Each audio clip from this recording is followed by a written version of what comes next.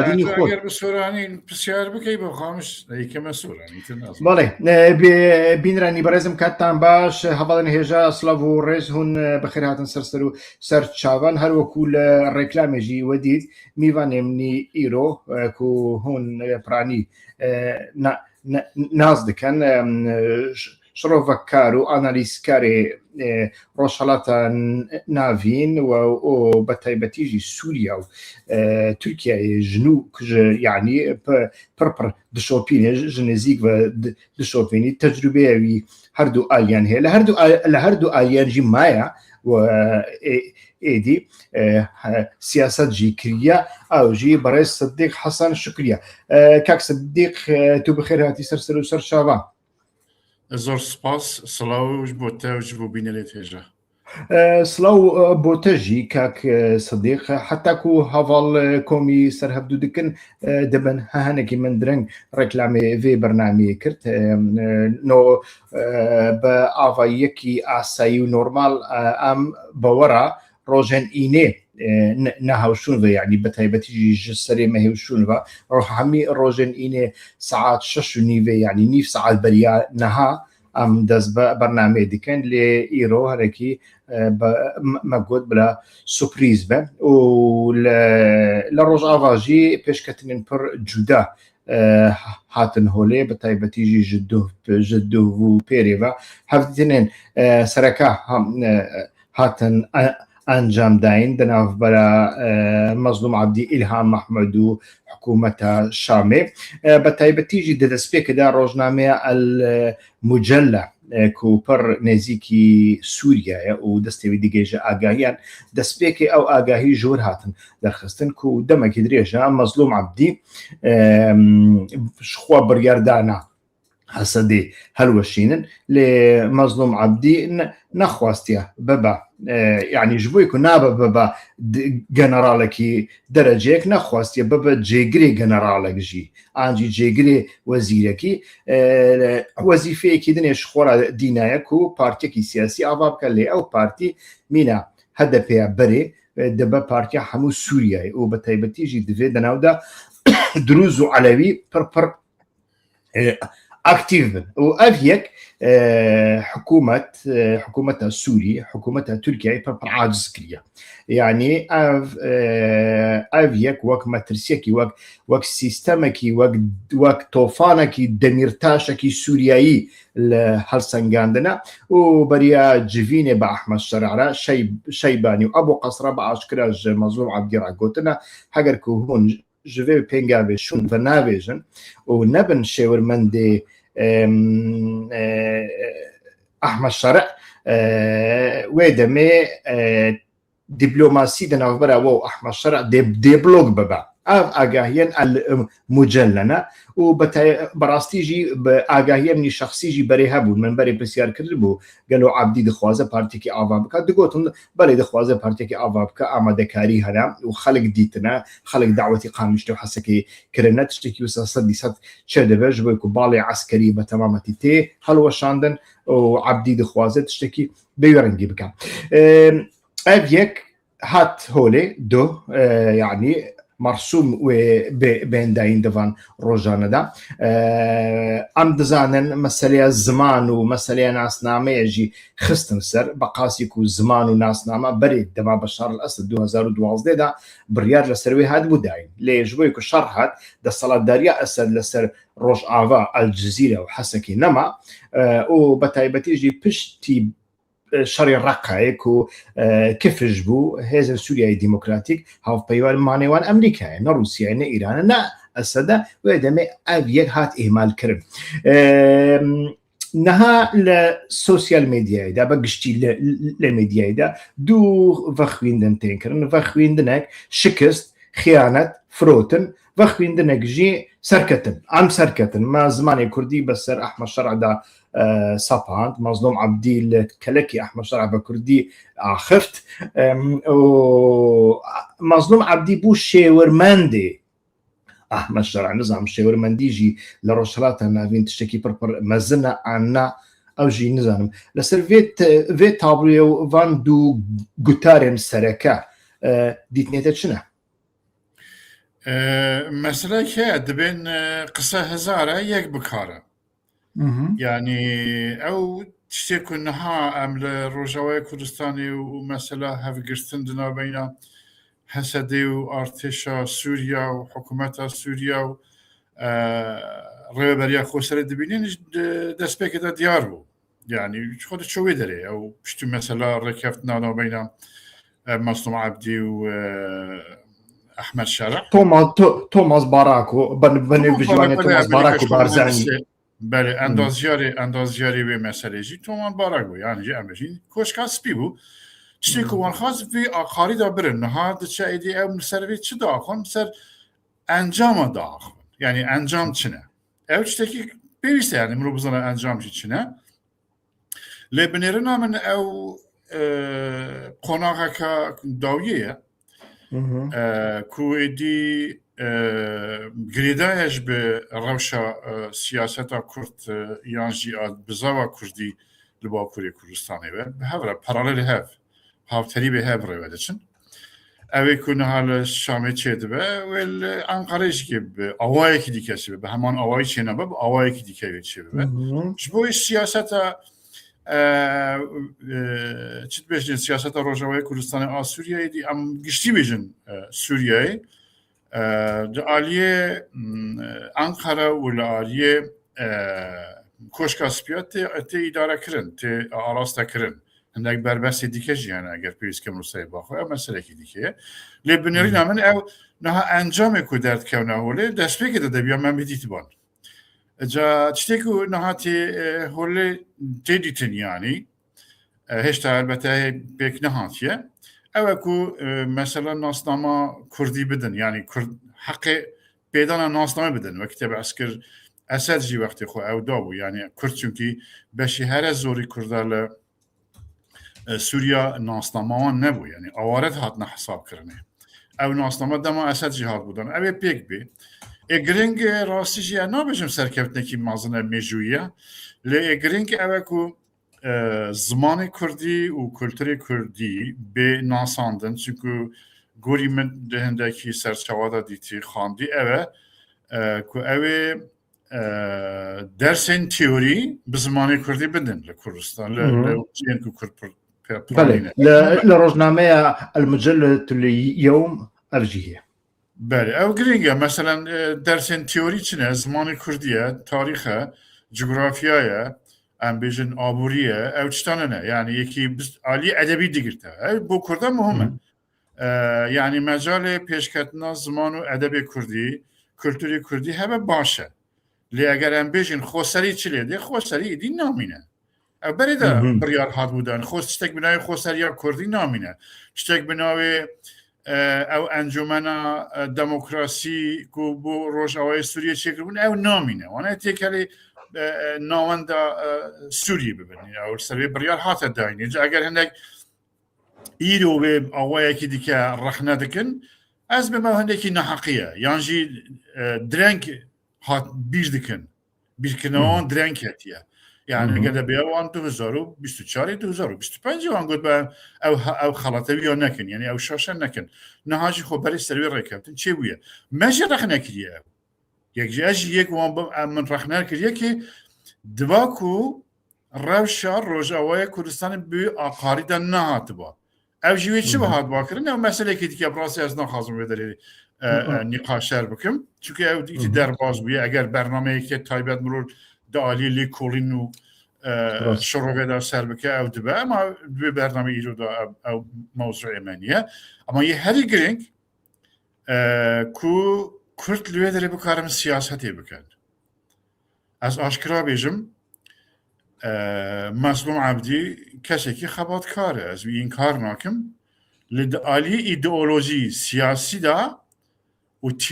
تیوری دا تیگهشتنا تیوری سیاسی نکاره ربراتی بکش و حزبکی کو نور سوریه چه ببر سرتاسری سوریه بکار و بیکاری بکه مثلا نکی نمونه دمیرتاش جناب تهانی دمیرتاش انسانه که مثلا ایدئولوژی سیاسی تاریخی مسئله حقوقی حتی مسئله گهشتنا تیوری سیاسی انسانه که گشتی چیه که لمخابن عبد مظلوم عبدی او تواناوی نیه که ببه ناوندکی ایدئولوژی سیاسی تیوری بو دارشنا اشتکی وصا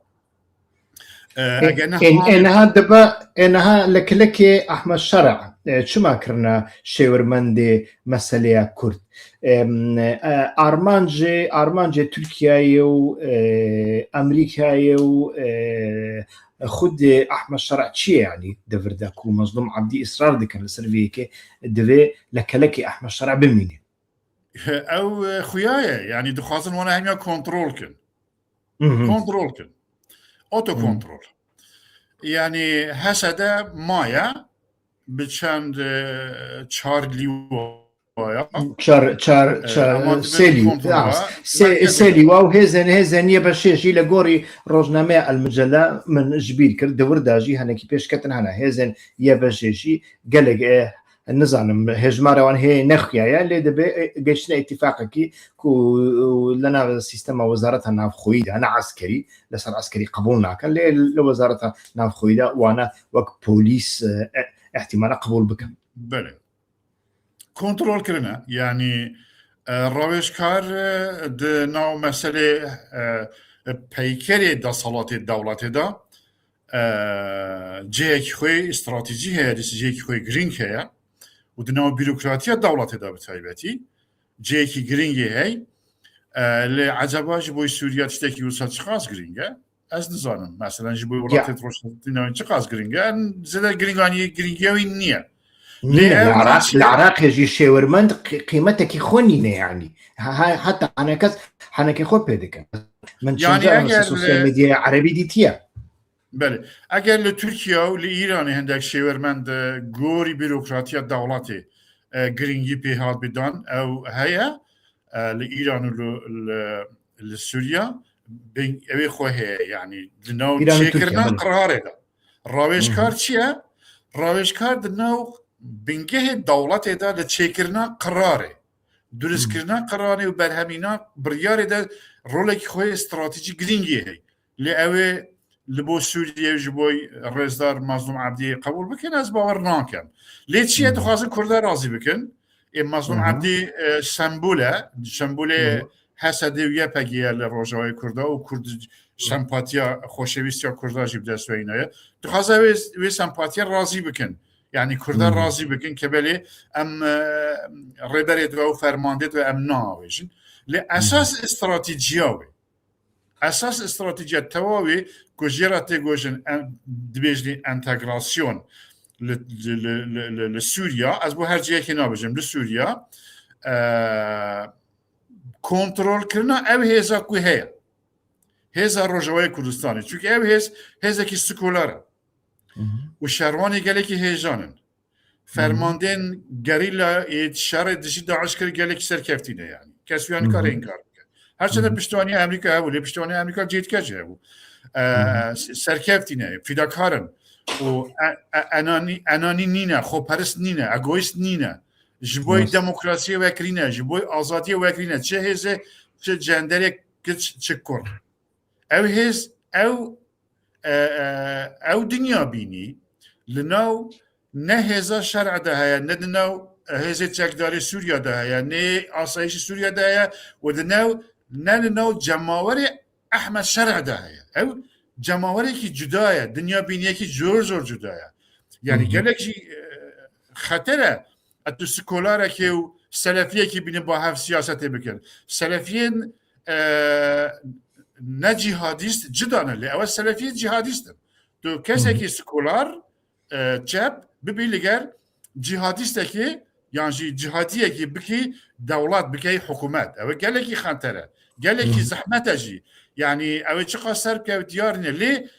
آرمانج تیدا سیاستا کتی مشاندن او دبی او هیزه بی کنترول کرن قاسی از خواندن امنه بی کنترول کرن یعنی چونکه ظروف سوریه جی گله که ناسکه ظروف روشحالات نوارازی که گلکی ناسکه و ظروف ترکیه جی ناسکه و ایران شخار برچوایه یعنی او وسا هجمار دکن که هزه که درکی بکاربه وانا گوری استراتیجیا خو گوری برنامه خو بده مشاندن بتابت مسئله اروپا اشتدان البته و از وصاد بینم لی اوی چی قاسی به او کرن از یعنی مظلوم عبدی او ارک پجراندیه نه پجراندیه نزانم لی قاسی از دبینم هم مظلوم عبدیجی هم جی الهام احمد دخوازن ارینیه لرزدار اوجالان ور بگرن لو ما تو هاتي سر مجالك بربر جرينج يعني نها او دخوازن ارينيه وربجرن للروزنامه مجلده لنا هناك سوشيال ميديا عربي دا من ابيك تعقيب كرد يعني سوشيال ميديا عربي نزيكي سوريا دا كو قلت بيجي وسا هاتي كرن جبويكو مظلوم عبدي بخوازه لنا يعني بريات شان روجان روزنامه واندل بخوين دار للروداو ريبورتاجك بمظلوم عبدي راكر مظلوم عبدي رخنه قريا خود دا لسر اتفاق دي آزاري روجاكو قتلو عامي علويان هات كرن دقود بقاسي حمي كماسيان ما ديكاري بو سود جوه اتفاقي وربقرن او اتفاق جي براسي اتفاقي مزن بو يعني ياي ميناكي جوارابينم لسدا تشل بترولي الجزيرة وبن كنترول هسدي دابون هسدي لقولي هو اتفاقي يعني ما في كولتوري وتشتروا صح حميق قبول كربون لقولي في اتفاقي ايك بيك نهات يعني خويايكو مظلوم عبدي لفيدري هم رخنيا خود دا هم جي رخنيا لهنك اليان دقري كوبونا استن وصلت اجي وصلت هي حيزدكم كو مظلوم عبدي دخوازي خو بهزبك جبيكو خو بهزبك اوي بيويستياوي با اوجلان راهيا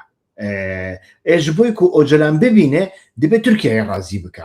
جبويكو تركيا راضي بك انها احتمالك مزن هي او بوست قبول كربه او داخوازي احمد شرع تركيا قبول كربه كل شنا بارتيكي سياسي ما ترسيه شركه على سر بيفاجي جبويكو او هيجي دبيجن دميرتاج بيفاجي بري خراكري نوسا جبويكو نقول از نايلم تو بيسروك هر تشكيبو نها ام ناخوازن تشتكي الدنيا وصا تشيبه ودهمان دمداجي حزبكي فرنتوي افاكرن لسوريا دا بتايبتي على دروزي تدابن خطي صوره جبوي هركز زك بقاسيكو نابجن نها برسيار دوردا اوجي يعني لريكا اوجلان مظلوم عبدي يعني تركيا هم لسوريا دستوي سياستي بر بلنده بلا تركيا شخوا دستوي سياستي بر فكري دمينين ولا العراق هيجي بككي دفج او خبر ندايا او ذهنيتها خوي بري من نهاجي آگاهی من هنده خوازن دیسا او پارتیان کو بره چه کربون دمکی پشت تصفیه کربون نهاد جنوب ده خوازن آوا بکن ای باشا او یک همو صادقه کو ترکیه العراق یجی هنکی پیشیایی وببه بره کو پیشیایی آستنگ هبو پککه بو و جبوی کو یکیتی به پککه را چه بيجم حركات ذكر انجي لغوري تركيا ندمشيا يكتي دبو استنج لبيشيا تركيا وتركيا لا دخستو تشتنو ساتشي دبون نها او يجي احتمالا نمين نها افيك لنا كردان دا يعني كردن هستيار هناك و 24 ساعات دهولا يكتيا نتوي لدخن خوزيا وصابيا ليدا سياسة دا لغوري من او هستياري هناكي ناواقعية افيك كفرين يكتيان نتوي دنافا كوانيدا نالقينه هنا كسر نارازينا بنكو هم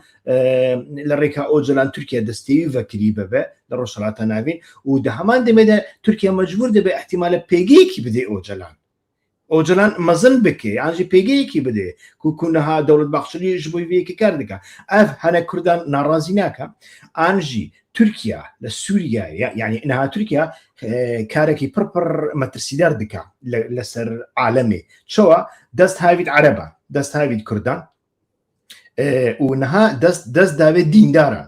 دينداران شخورا قادم حمو طريقة دقره حمو جماعتين كل درفي كنترول اردوغان تين قرتن سليمان شي هاتن قرتن اويدن يجي ناوي تشبو او جي هاتن قرتن افيك قالوا دمي بيش دا او هاف سنجي كنا هيدنا برا السعودية و تركيا تكناشي امارات فيك شو قبول دكا اسرائيل فيك شو قبول دكا لسر فيك نري نتشنا از دزانم جاركي برفريه بله يعني او مثلا دیتنا از و جمله کی برسته کی بجم هفوک کی وکی حواله می بادنا دبیجن کرمانجی باز بکم دیتنا او جالانو کاک مظلوم شید به هندکی زحمت به چونکی هر یک حوالاتی جه کینه ولاتا کینه راسته پیوندی و ایدئولوژی سیاسی به هفره هنن لی هندکی نرینا من حقوق نيو دولتي وحقوق ديجي يعني او حقوق جيب ذكرنا حقوق جي لتركيا راكين نادا يعني كو هاولاتيكي سوري بشا جم رزدار اوجران لويدري او اريني ور بكرا بوكو ببر راوش كاري شرعيان او هندكي بزحمت بينم چيت به هندك آلي تكتيكي دا يعني جي آلي براتيكي دا آسان به و چید به که دولت ترکیه مظلوم عبدی جیل لیستا تروری جی در بینه ناو کوانی دا از بجم لیستا تروری دا در بینه سیپان حمو در خستن بله سیپان حمو در خستن وی در بینه او زمینه چی به بس گلو حقوقی دولتی یعنی حوالاتی که سوری بچه لترکیه لزندانه که ترکیه دا ارینیا خوش سروک پارتی که مازن یوی ولاتی کو کیشن گله که گیرو گرفتن گله که مازن ور بگره از روی هندکی عالی حقوقی ده هندکی زحمت دبیم لی اگر دولت ترکیه بخواسته دکاره یعنی شد به خبری راگه اندنی به اوی بچه یعنی جی نامه یک بیت اوش ببه بری دا اوش چویه یعنی بیکو ده عالی حقوقی ده ببه یعنی راستا و خوب ببه نامه گورینه ده چویه مسئله سوریا و دستوردان ترکیه و ولات عربی لسوریا هندک دبن تأثیر شر ایران و امریکا و اسرائیل دا دولت عربیه گلکی پاسیف بونه یعنی ناکارا بونه هم دا عالی امنی دا هم دا عالی حتی آبوری دا حتی دا عالی دیپلماسی دا جی یعنی بیچاره مانه به طبیعتی سعودیه دبن آگر دا یعنی اگر بیتو شر امریکا و ایران براستی به آشتی نگه انجامه که خطر هری مازن لسر امارات و لسر سعودیه جبوی ترکیه جیوی بوشایه دبینه ترکیه بوشایه گله که باشتر هر کس باشتر دبینه جبوی ویدی به امارات و بولات کنده ورد دبیجه که اگر اصلا بم سوریه ویل دست و درکه نابیجه اسرائیل جیواری بجوی حزب الله ولی به ایرانی بگره یعنی او زمین جی هیه یعنی از وی آشکراشی بیجم ترکیه اگر هاوسنگی دنا بین ترکیه و اسرائیل سوریه تیک بچه چه به ایران بگره سوریه زور زحمت نینه بلکه هنده کس بیش نوید چاو بس نخوازم به مسئله نقطه که براسی نخوازم زده مسئله دریش که بوی ترکیه نحال روشتت نوراسته تخوازت چه بکه پشتیوانی امریکا و پشتیوانی ناتو دخوازه که ریبراتیا اسلام سنه بکه لروشتا ناوینده بطایبتی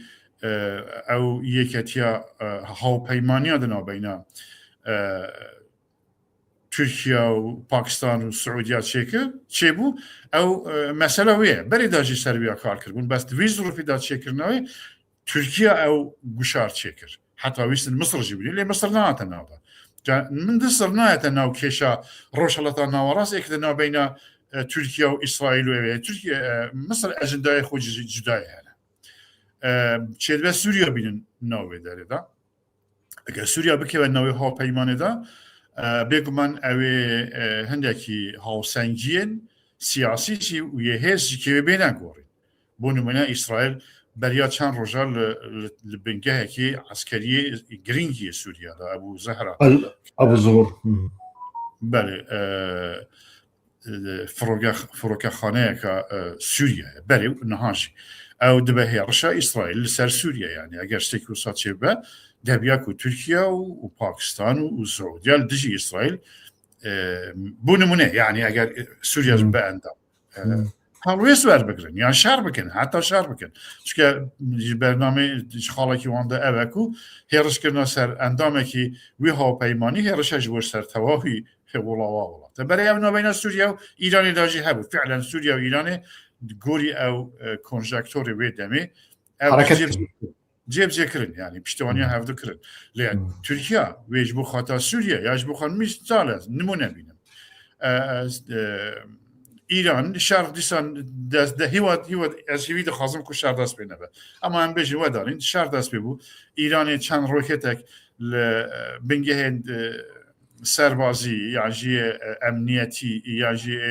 یه وزه یا سرچاوه او یه سعودیه دا گلوی ترکیه F-16 را کسر ایرانی دشی ایرانی شر بکن ممکن نیه ممکن تشتكي وسا ممكن نیه اجبوی او دخوازن يعني او بوشایه که و بوشایه دخوازن توپی سر هف بکن جبوی بنر رنادن کسی دی سیاسته بکن يعني براسي كي دكار سياسته بكر روشة الناورازة إلى دوي ظروفي ده إيران تركيا إسرائيل وكردن كرشي دكار سياسته بكر لرين عدل مثلا إيران ودري كتير رشدة إسرائيل جي كتير ديارة والنهاش كي كردا كنترول دكن يعني دبي كرد سياسته نكن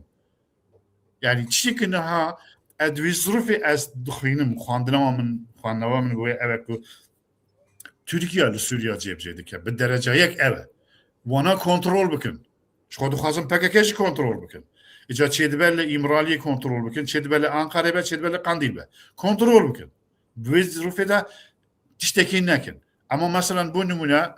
evet ki cenabete bahskir zemine ki gelle ki hoş libar heye. Li Suriye.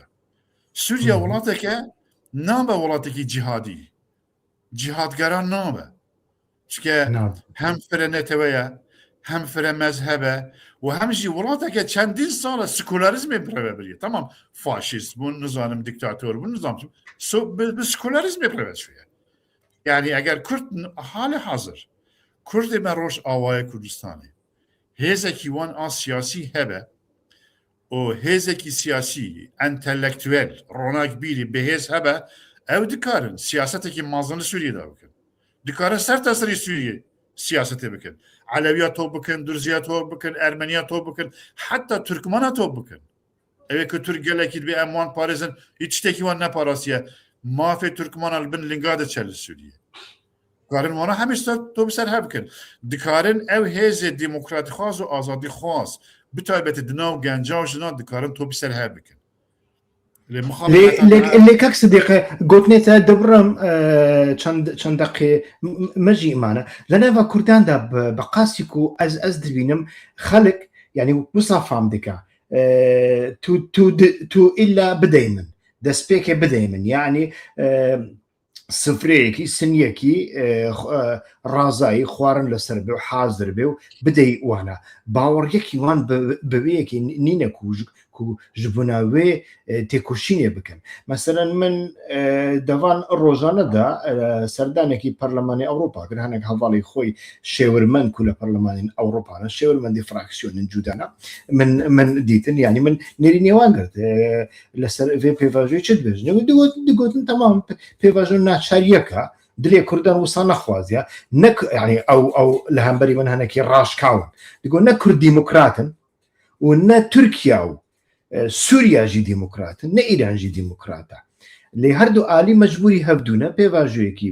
بيفاجويكي بكن منقول شو دبا دقو أسر ود الميني لسا كردان الميني كرد بخود دكارة شبكة يعني دكارة بخود شبكة كرد يعني منقول زماني كردين هذا يقولنا ها لديار بكري لميرديني لجزيرة إيرو من أو ميناق لسريس بلا برنامج كده آني قلت هاجر 2 مليون كرد بيجن أم زاروكي خناشين مدرسة حتى زماني كردي نبر رسمي لمدرسة يعني دي تركيا 2 مليون كسي بوكجة دي 2 مليون كسي جم مكتبة محروم بكناكا جبكو تركيا دزاني 2 مليون كسي نشا 2 مليون زاروك نشن مكتبة و 2 مليون زاروك بشن شيء تشتكي وسناك هيك دصلا ذلك يعني ميناكش مرة داني ديتنا تجبوي ويتش تمام بيفاجوي هم روش آبا هم لباكور بدري منينا تشتكو تشيد بن لغوري داخوازي منينا تشتكي هنا مروفان تيشينا لفيدري دا وقت فرصات يعني براستيجي كرد كارن بإراديك خوا تشتكي بكن كرد بكرتاسي دي ببن فاغونا تريني انجي ببن لوكوموتيف اف برجرينج يعني كرد بشن بشرع باتفاق الجمهور ببن لوكوموتيف وان ببن عربية ولدو راكشين أنجي براستي درفتك هيكو لوكوموتيفك بخدش بكن بونا لوكوموتيف عندكي زحمتها أنا بجمنينا زحمتها لي كرد كارن تشل سوريا تشل باكوري كردستان يجي ببنا فاكتركي استراتيجي سركي نابجم استراتيجي كو ببي كردا تشنيه كرن نها دبيا ام في خالد لوي خالد ام تيبكن يعني اگر تو بخوازی همه داخوازی خود جيبينه دبيا تو هيزكي عبر قدرات به يعني زل هيز به يا امريكا نكاره همه داخوازي خورس ایران پیک بینی نوسه نعم کرچا بکارن همه داخوازی خورس سوریا جيب پیک بینن کرچا بکارن همه داخوازی خورس ترکیه جيب بکن اف دبيا معروف اندکی بابتیانه به اوبجکتیف بنیره لی کرد کارن دوی مرحله نهادا دوی قناغ نهادا دکارن چاوا خود نو بکن يعني كيشا كرده اوه كو او حواله تجكي روشكاري اوروبا يعني كرد نكار خونو بكن اتبع عقليتها هسد حركات بكي تل سوريا نكار سياسة بكي تبع عقليتها بككي يا كيفن حركات بكي لتركيا تو نكار سياسة بكي دبتو ديمقراط به دبياتو دلنزم به دبياتو جماوري به دبياتو سوسيال به كومالايتي به اگر تو سیاست خو استراتژی خو دنیا بینی خو سروی اساسی تو چی بکی تو کار بلی بیا فاکتوری که سرکی مثلا بریانام بعسکر ترکیه پیوستی دموکراسی هست سوریه پیوستی دموکراسی هست دنیا جی دموکراسی خواهد سوریه جی رو ترکیه يعني اگر کرد بکار ببنه فاکتوری که سرکی با توپ کرنا هزین آزادی خواهد و دموکراتی خواهد بتایبتی هزین برسی ين هاتنا چوساندن تپسر کرن بمنا ناوندک بو توب کرناوی هزی اوی که مافی آن هاتیا پیشل کرن ببن ناوندک جبوی کرد کاربه ببن فاکتره که سرکی که بیجن ببن کردان نل سوریه نل ترکیه سیاست نای کرن دوین چارچوه دا تودکاری مافی خوی نتویجی بستینه يعني هندکی سیر کرن یان میزه کرن لمافی نتویجی گل که تسک نیرین هیا يعني تو نتوا سردستا تركيا دبا نتوا سردستا كرجي هبه يعني او فاشيست تجي بفاشيست نتوا سردستا عربيه لسوريا دبا نتوا سردستا كرجي هبه لسوريا يا كر سردس يا عرب لسوريا لتركيا يا كر سردس يا ترك